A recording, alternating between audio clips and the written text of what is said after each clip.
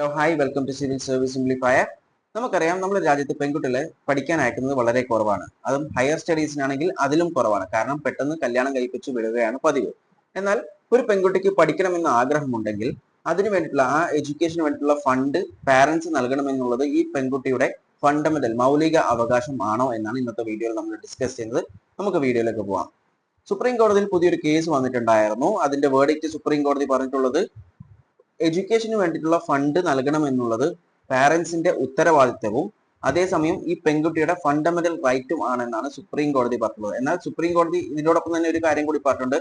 പാരന്റ്സിന്റെ capacity അനുസരിച്ചിട്ട് വേണം funding, അല്ലാതെ കപ്പാസിറ്റി നോക്കാതെ എഡ്യൂക്കേഷൻ വേണം എന്ന് പറയുന്നത് അത് നല്ലൊരു കാര്യമല്ല. അതായത് ഒരു ഫണ്ടമെന്റൽ റൈറ്റ് ആയിട്ട് നമുക്ക് കണക്കാക്കപ്പെടാൻ പറ്റില്ല. പക്ഷെങ്കിൽ അവരുടെ കപ്പാസിറ്റി എന്താണോ ആ കപ്പാസിറ്റിക്ക് അനുസരിച്ചിട്ടാണ് ഈ പെൺകുട്ടിയുടെ എഡ്യൂക്കേഷൻ നോക്കുന്നതെങ്കിൽ അത് ഈ പെൺകുട്ടിയുടെ ഫണ്ടമെന്റൽ റൈറ്റ് ആയിട്ട് കണക്കാക്കപ്പെടും. അത് ഹനിക്കപ്പെട്ട് കഴിഞ്ഞാൽ റിട്ട് പെറ്റീഷൻ ആയിട്ട് ഹൈക്കോടതിയോ സുപ്രീം കോടതിയോ സമീപിക്കാം എന്നാണ് സുപ്രീം കോടതി പറഞ്ഞിട്ടുള്ളത്. വീഡിയോ ഇഷ്ടപ്പെട്ടാൽ ലൈക്ക് ചെയ്യുക. ഇതിനെക്കുറിച്ച് നിങ്ങളുടെ അഭിപ്രായങ്ങൾ കോമെന്റ് ചെയ്യുക.